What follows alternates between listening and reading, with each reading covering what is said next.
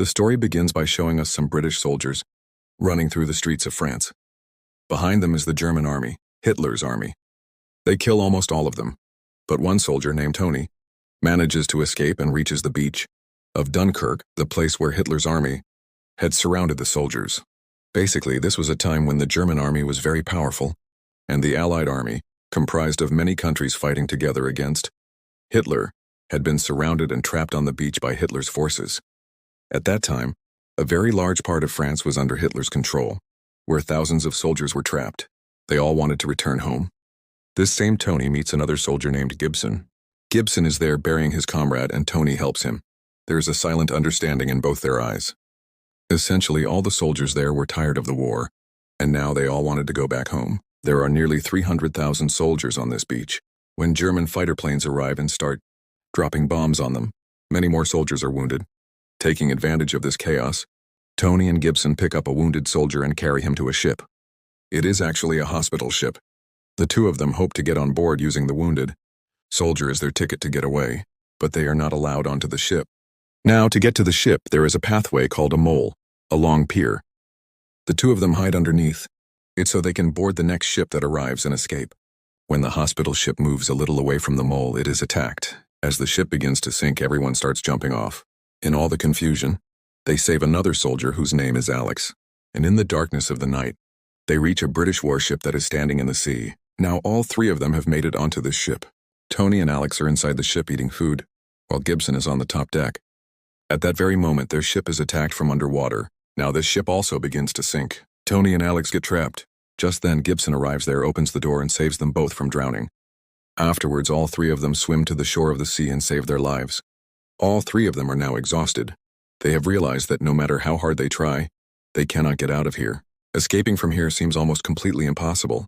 Meanwhile, on the other side, we are shown England, where the Prime Minister of England requests everyone, "Please hand over any and all private boats you have for the soldiers, because so many of our troops are trapped in the water.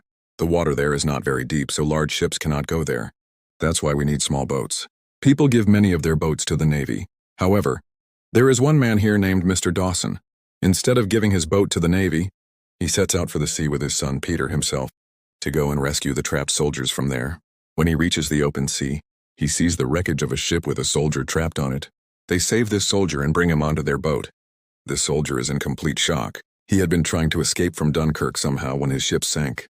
When the soldier finds out that they are going to Dunkirk, he becomes utterly terrified. He tells them, "Don't go there. If you go there, you won't come back alive." "I just want to go home." But Mr. Dawson and his son Peter don't want to give up. So they want to reach Dunkirk and rescue some more soldiers. There is another boy with them named George. Now the soldier they rescued is completely terrified. He tries to take control of their boat, which leads to a fight between him and George. Because of this, George suffers a severe head injury. Peter tends to him, bandaging his head, and now Peter realizes that George has gone blind because the wound on his head is very deep. But George isn't sad about this at all. George had always wanted to do a brave, heroic deed so that his photo would be in the newspaper and all. His friends could see how brave he was. After George gets hurt, that soldier is also completely distraught. Peter's father is now steering the boat back towards Dunkirk. Meanwhile, back at Dunkirk, we see Tony, Gibson, and Alex. They are spotted by some Scottish soldiers, and all three of them move forward with them.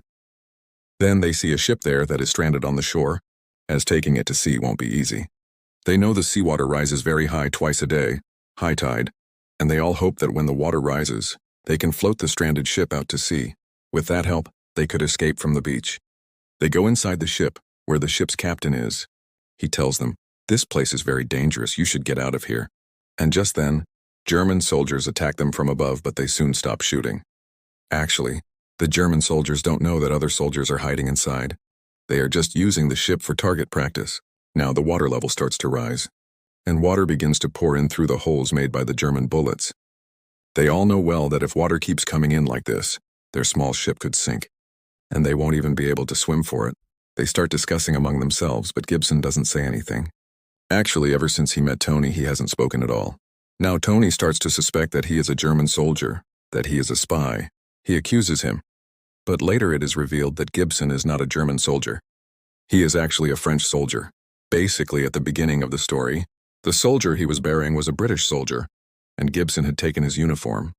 because the British soldiers were being rescued first from Dunkirk.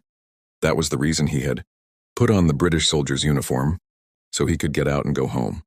But despite their efforts, they can't find a solution for the holes in their ship letting water in. Now the ship begins to sink. Several soldiers manage to get out, but Gibson's foot gets trapped in the chains. He cannot get free and drowns with the ship. He dies. Meanwhile, Tony and Alex are shown seeing a very large ship some distance away. They want to swim to it to save their lives. Also in the sky, we are shown 3 British fighter planes advancing relentlessly towards Dunkirk to shoot down the German fighter planes that are attacking their ships and men from above. Now these 3 fighter planes engage the German planes. Their captain's plane is the first to crash, leaving only 2 planes in the sky. One of the pilots is named Johnny, but the fuel gauge in his plane is broken. Therefore, he won't know when his fuel runs out. He will have to be very careful about it. The 2 of them begin fighting the German fighter planes and soon shoot down a bomber. Simultaneously, another British fighter plane crashes. The place where it crashes is very close to Mr. Dawson's boat. They see the plane going down. The pilot is trapped inside and is struggling, unable to open his cockpit canopy. But then Mr. Dawson arrives with his boat and saves the pilot's life. After that, they set off again for Dunkirk. Back in the sky, there is now only 1 British fighter plane left, piloted by Johnny. He continues to attack the German fighter planes relentlessly. On the other side, in the water, Tony and Alex are shown swimming towards the large ship. But then a German fighter plane drops a bomb on it. As the large ship begins to sink, their hope is shattered once again.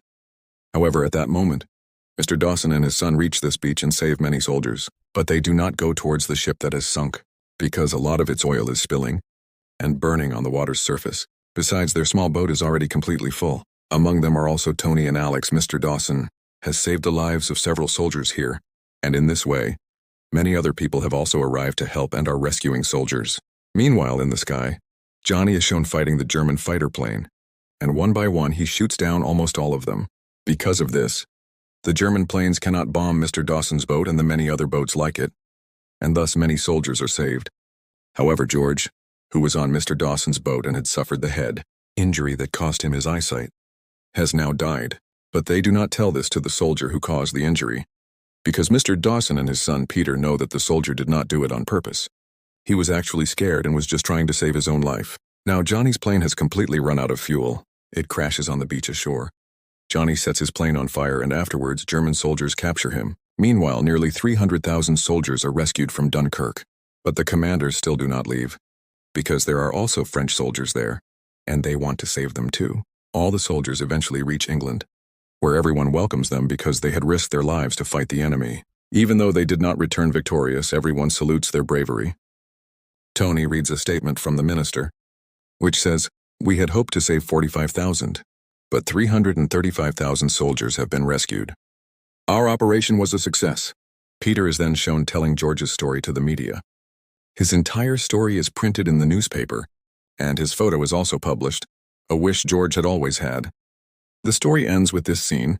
If you like the video, please be sure to like and subscribe. Thank you.